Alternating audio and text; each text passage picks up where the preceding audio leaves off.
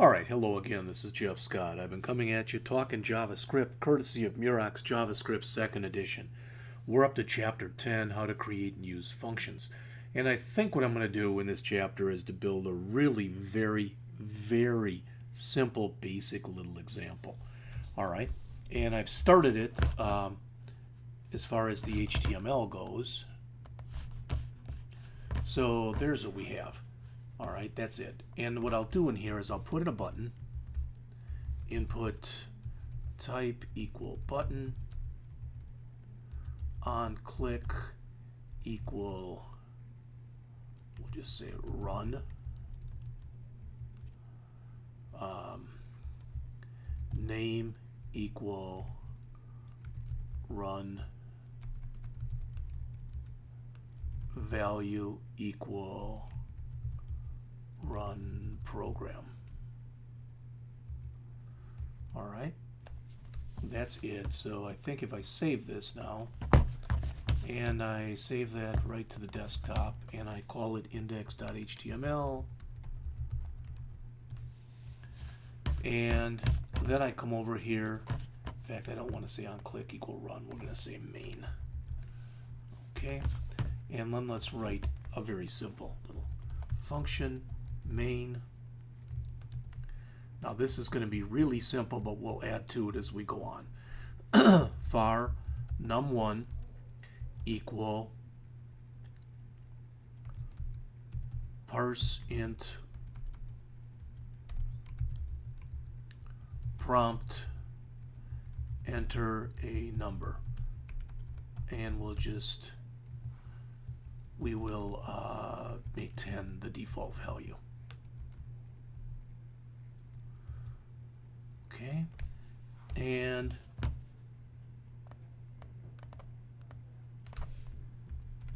we'll make num1 and we'll make num2. Enter a number, we'll make that 10 also. All right, and then we're going to say here var sum equals num1 plus num2, and we'll do an alert. The sum is plus sum. All right, and we're just going to work our way down here.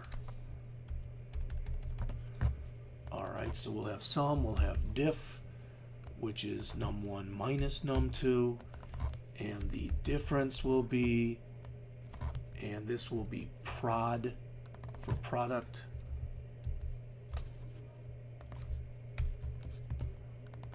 and that'll have to be diff here,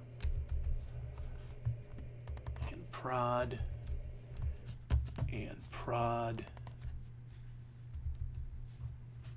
and this will be the quotient,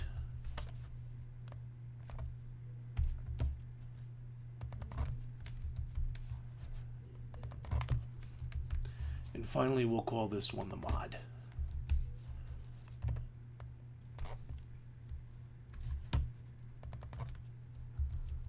And make sure I didn't miss anything. So sum plus sum, diff minus diff, prod times prod, quote, divide, quote, mod. It looks like it's correct. So let's save this. Oops. And we'll also save that out there, and we'll call this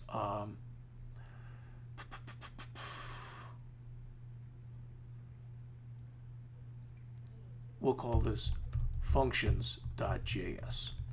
Okay, just for now. That'll be fine. So I do want to come in here, and I also want to script source equal functions.js script. Okay, and let's hope I didn't miss anything.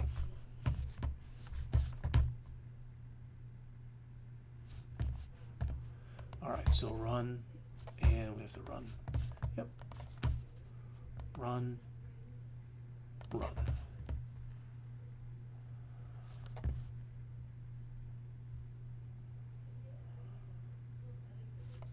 Run program.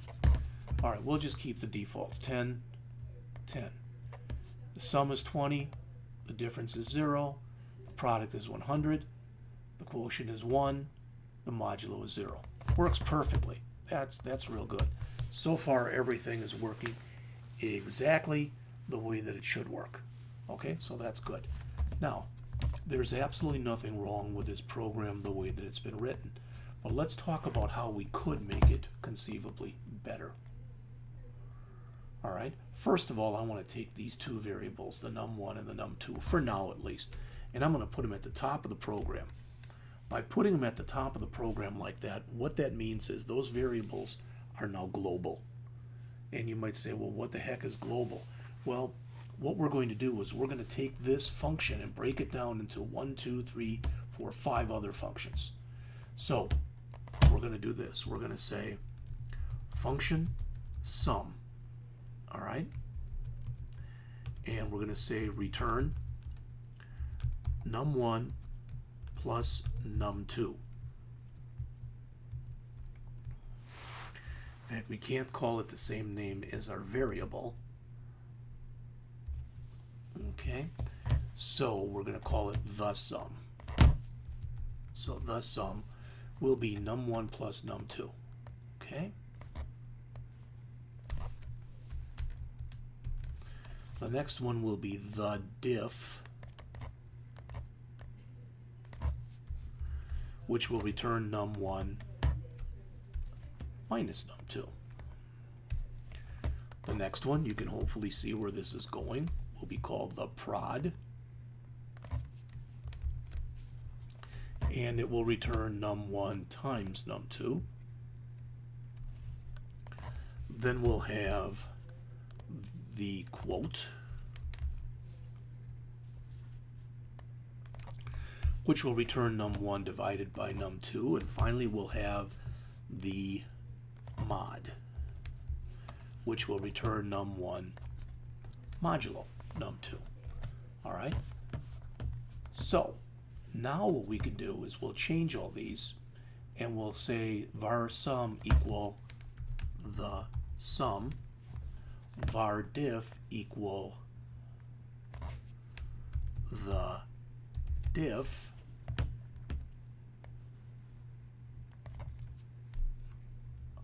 var prod equals the prod, var quote equal the quote, and finally var mod equals the mod. Now, it may not look like we did very much, but we've actually done quite a bit. Let's first run it, make sure we didn't break anything. All right, so enter a number. Well, we'll have 10, and we'll have 10 again. Well, it didn't seem to like that. All right, there we go. Sum is 20, difference is 0, product is 100, quote is 1. It still works the same way. Now, the reason, just so you know, the reason that when we did this, it came up and it asked us those is we pulled those outside of the function. That's why it asked us that stuff first. But it still works. Now imagine, this is a really, really, really simple example. All right? But imagine that instead of having all these different functions that are real small, that are just a line or so, let's imagine that we were writing a really complex tax program. And we could have, this could be figuring out FICA, this could be figuring out maybe, state tax, federal tax, Social Security, etc. So the reason that you take and you break a big program up into pieces is twofold. One of them is you do want a segregation of tasks. You want each function to do one and only one thing. This function is only returning the sum, only returning the difference, only returning the product, only returning the quotient, only returning the modulus. All right? So what we're ending up doing in here, we are still creating some variables and we're doing some stuff, so to speak. All right? But if we wanted to, if I wanted to take this alert, I'm going to grab this alert right here. And I'm going to take it out of there, and I'm going to move it here. Hopefully you're going to see why I'm doing this in just a second. All right.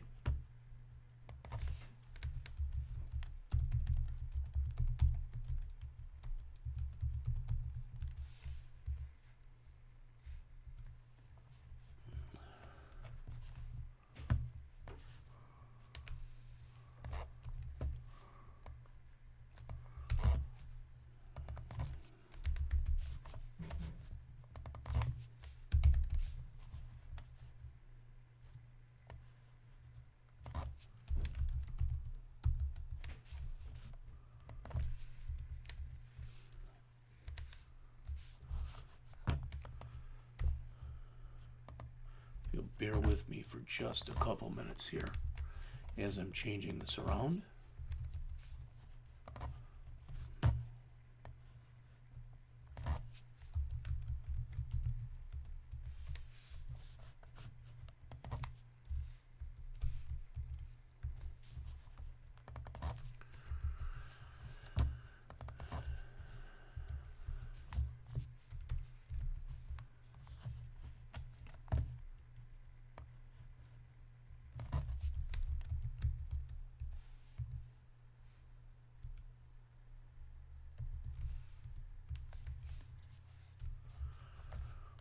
Alright, so what I've done now is I literally have taken all of the stuff that we did.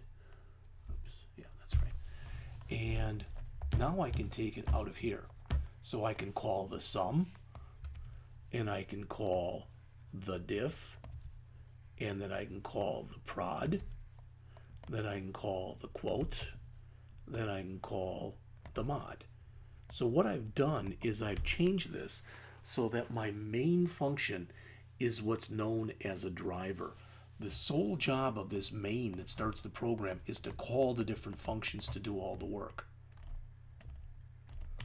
All right? And I'll leave those out here as vars, but watch what happens now. So I'm going to save this again, and I'm going to run the program one more time. Oops, not there. So I'm going to run the program again. Again, it'll come up and it'll ask me for those numbers. Let's put in two different numbers, 25 and 16. All right, now let's run the program. 25 plus 16, 25 minus 16, 25 times 16, 25 divided by 16, 25 modulo 16. So the program still works exactly like it did before. But it's now a functional program because what we've done is we have created routines. Again, it's possible that we could be writing an application that was quite complex, and if we had 5 different routines like this, it's not inconceivable that each one of these routines could call other routines, or each one of these routines could be doing a lot more work. So it's possible I could have 5 different people each one working on their own routine. But what we've done is, again, we've got our driver here that's calling each individual function to do the work. All right, just keep that in mind. It was a little bit of a whatever as we get started, but hopefully that's going to make it a little faster as we make our way through here.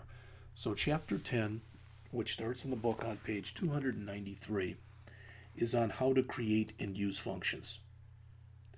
Now, what you'll see when we get into the next chapter is JavaScript treats all functions as objects. So there's a lot of different stuff that you can do with them.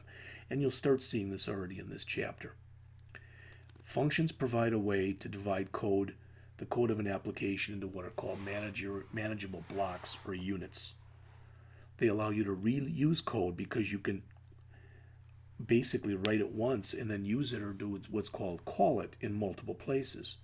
And it makes it easier to update code because rather than having to put it all over the place, you only have to put it in one place. So we want to be able to create and use functions in our applications, create and use functions that handle a variable number of parameters, use JavaScript libraries, distinguish between a function expression and a function declaration, distinguish between passing an argument by value and passing it by reference, which we'll get to in just a bit, describe how lexical scope works, and I've already started to show you that, you just don't realize it yet, including global scope and function scope, or local scope, and describe the benefits of using Java libraries. Describe the use of the arguments property in a function. Describe the this keyword and explain how its value is determined. Describe the use of the call, apply, and bind methods, using it along with this. All right. So the first example that you see up at the top of the screen is called a function expression. And remember, as far as JavaScript is concerned, you can use a function like any other variable. So a function expression is a function that gets assigned to a variable as part of the statement. When the function in a function expression doesn't have a name, and it doesn't in this case, notice it just says function. All right, then it's called literally an anonymous function. Now in the second example here, you have what's called a function declaration. And here we've declared a function. The name of the function is even. It has something passed into it, which is what's in the parentheses. It's called, in this case, it's called value. And it's going to return true if that value can be evenly divided by 0, and it's going to return false if it cannot. And it'll return true in this case, again, if it's an even number. If a function requires one or more values to be passed to it, the parameters are coded in the parentheses, like you see right here. It's also possible to have a function with no parameters passed into it. You see that in the first example up above. And then in the next example, we have 3 parameters that are passed to it. Now, when you look at this, in this first example, calling a function that returns a value, in that first example right there that says var average, average of 3, what that's going to really do is it's going to add those 3 numbers up. So it's going to add up 5 and 2 and 8, which will give us 15. And we'll divide it by 3 and then return that result, which is 5, back to average. Coin toss won't return a value, but what coin toss will end up doing is it will end up giving us a 0 or a 1, where 0 might mean heads and 1 might mean tails, or vice versa. But in both those cases, in the AVG of 3 and in the coin toss, what we're doing is we're calling or we're invoking a function. You'll notice that the average of 3 requires 3 parameters be passed to it. And when we call a coin toss, nothing is passed to it. All right. Now, all functions return a value, even if it's ignored by the system. So if a function isn't ended by a return statement, it returns a value of undefined, but all functions do return a value. A function call may be used anywhere its return value could be used.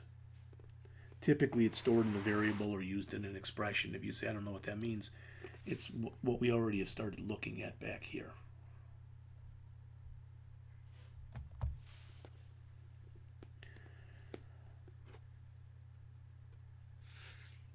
If you are using what's called non-strict mode, you can use duplicate names in your list of parameters.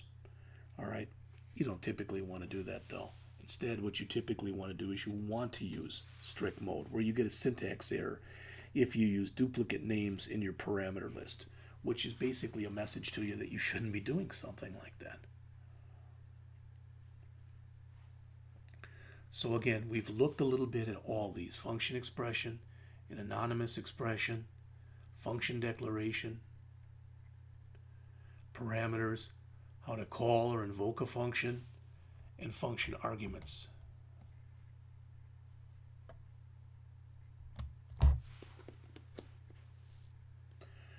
So here is an example right here where a primitive data type is passed to a function by value. What that means is we're passing a copy of it.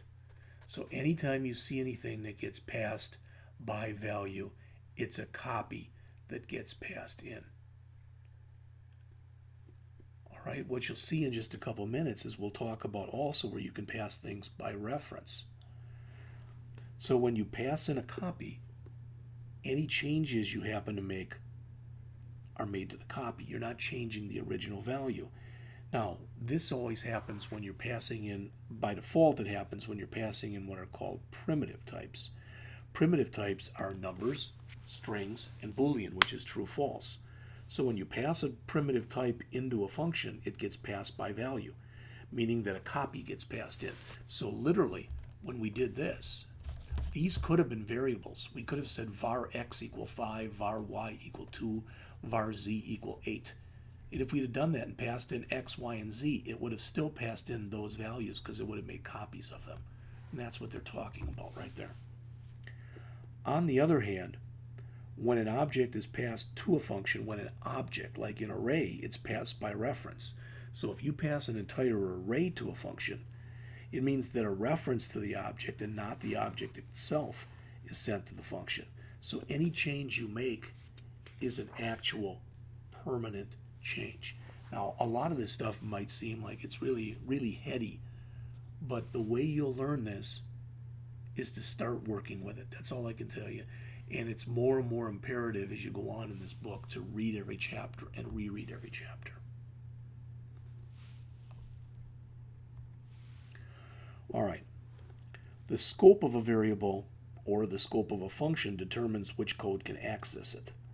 JavaScript by default uses what's called lexical scope as opposed to dynamic scope. It means you can determine the scope of a variable or a function by looking at where it is and where it's defined in the code. Any variable that you create outside of a function has global scope. That's why I did that var earlier, the var num1 and the var num2, and I put them outside of any function. Because had we put those variables inside of a function, even in main, then they would have been local variables and you would have to pass them to other routines.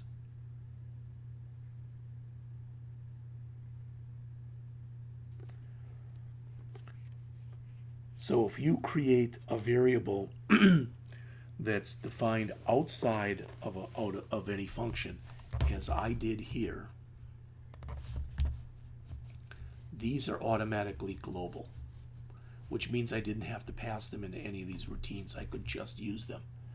Had I taken this var num1 and var num2 and defined them in here, then I would have had to pass num1 and num2 to each one of these. Since I'm using them in every routine, it doesn't make much sense to do that. But if I was only going to use num1 and num2 in one of these 5 routines, then I shouldn't define it being global. I should define it here. All right? Now, I'm going to tell you a bad programming practice that for whatever reason JavaScript allows you to use. And that is, if I come in here and I accidentally leave off the word the word var. So if I accidentally leave that off, then what happens is sum automatically becomes a global variable. Just leaving off the word var. That's considered very, very poor programming practice, and you shouldn't do it. So I'm not going to talk about it anymore. All right, but if you want more on lexical scope, read 298 and 299. All right? Sometimes when you start working with this stuff, you start creating so many functions and the like that it may make sense for you to create what's called a function library. All right? You can create your own library. You can use built-in JavaScript libraries. Some of them were popular are shown right here. I'm not going to go over any of them right now, but toward the end of the book, we go over jQuery. All right? So a library is just a group of related functions or objects, or both functions and objects that you keep in one or more separate files. JavaScript libraries can be things that you create, so they can be simple and they can be very advanced. All right? By organizing your code into libraries, what you're encouraging is what's called the separation of concerns. So you are creating something that makes it much, much easier for you to go and, for instance, if you have to change it, you only have to change it in one place. So a JavaScript library is just normal JavaScript. So you create a library by grouping related functions into a single file. You should also name your JavaScript library so it's clear what they do. So I could have taken all those functions that I made, the sum, etc., and I could have put those into my own library file if I wanted to.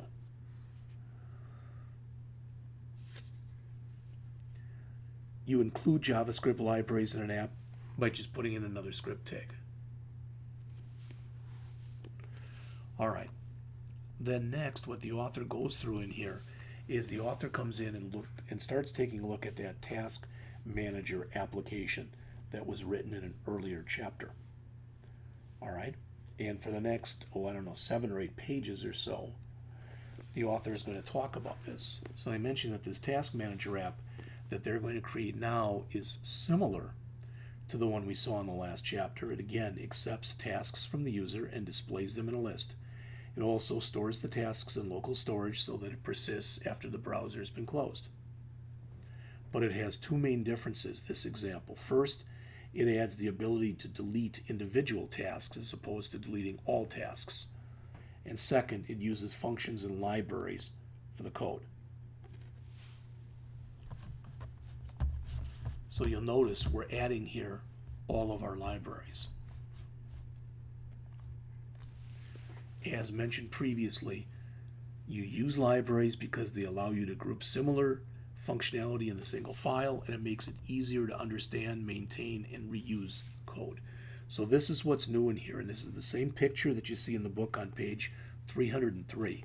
Now we can click on any one of the single tasks and click the delete hyperlink, and that'll remove the task. Okay? So again,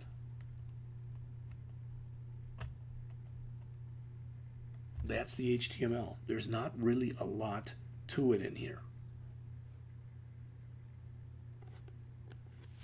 There's a little bit more CSS.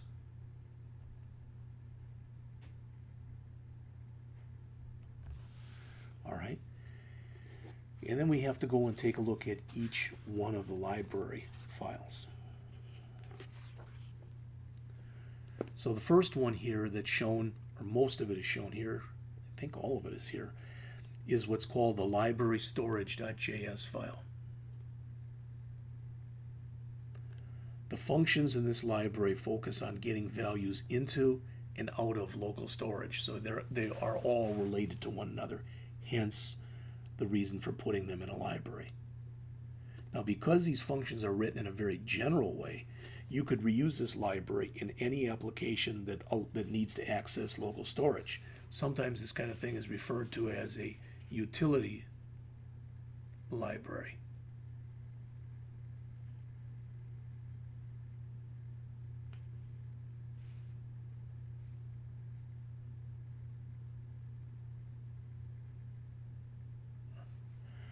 All right, so we've got 3 functions in here. The first is called getStorage.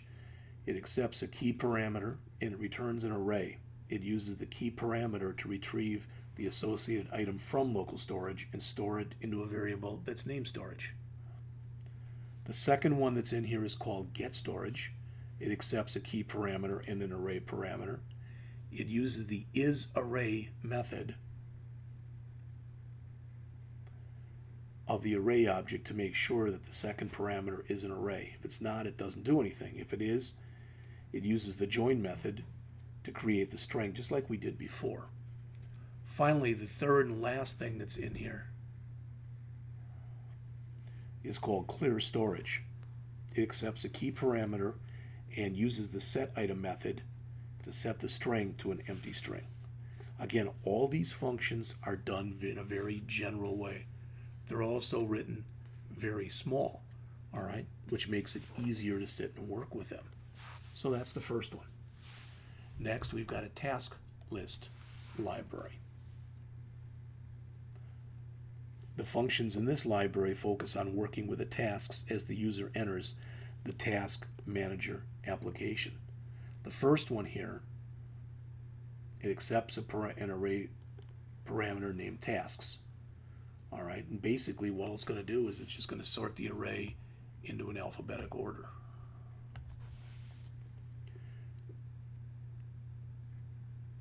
This second function that you see on the screen right now, again, accepts a parameter and really 2 parameters, 3 parameters. It accepts an array, a div, and an event handler.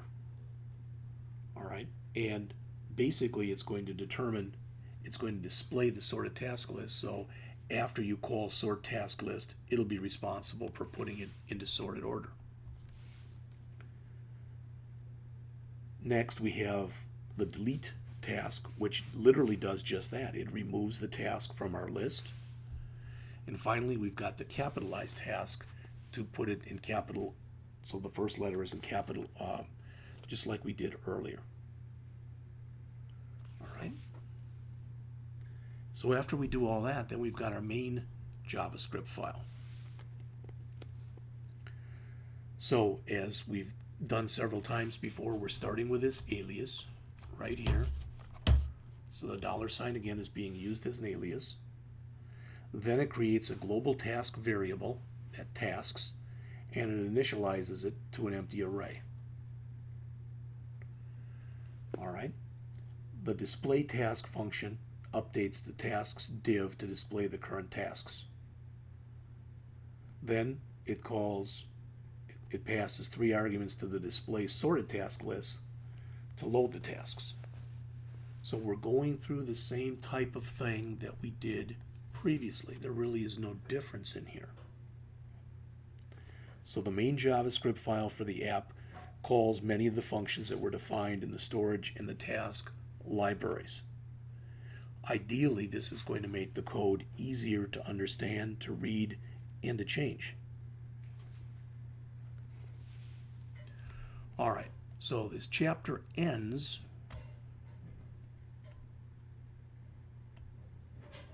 by talking a little about some object-oriented skills that you'll need sooner or later to work with functions. Remember, in JavaScript, all functions are objects, and all the arguments passed to a function are stored in the arguments property. That arguments property that we're starting to see right here, it's similar to an array. So you can use an index to access its elements, but it's not a true array, so you can't use most of the regular array elements.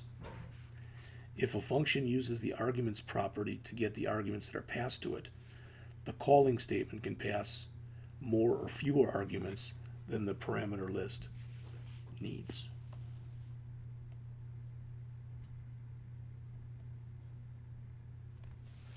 All right. On page 312 and 313 is a topic that's discussed in here that it's very important that you go and read it and reread it.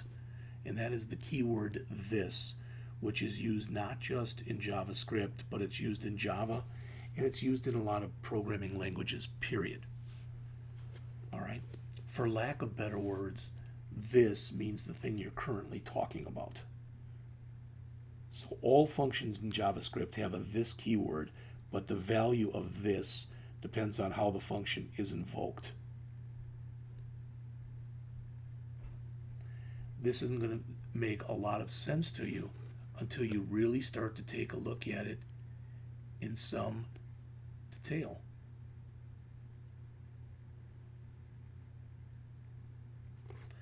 So the word this, as you can see in here in the examples that are shown, or the descriptions that are shown here on the slide, are going to vary depending on what it is you're trying to do.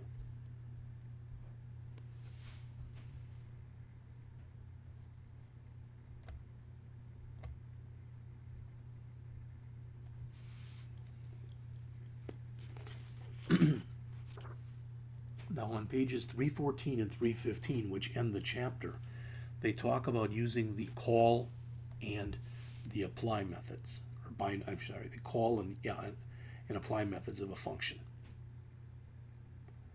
And they mention on page 314, the call and apply methods of a function let you specify the value of the this keyword when you invoke a function. Sometimes, though, you want to specify the value when you code or assign the function. So to do that, you create what's called a bound function. And that's what's shown in the last few examples in the chapter. Okay, so they start showing in here how to use a bound function.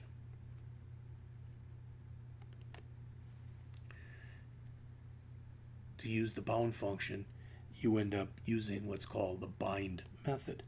And as it says on the bottom of page 315 in the book, the bind method lets you specify the value of the this keyword at the time you code or assign a function. So a function that's coded or assigned like this is called a bound function. The first parameter is the value of the this keyword for the function, and it's required. The value of the this keyword in a bound function can't be changed later. All right, and it's used in many different ways, and we'll see some of those as we get started. And we go on in here. Okay, so that was quick. That finishes up chapter 10. So we're going to jump into chapter 11 in just a couple minutes, where we'll talk about how to create and use objects in JavaScript. So again, we'll get into that in just a couple minutes.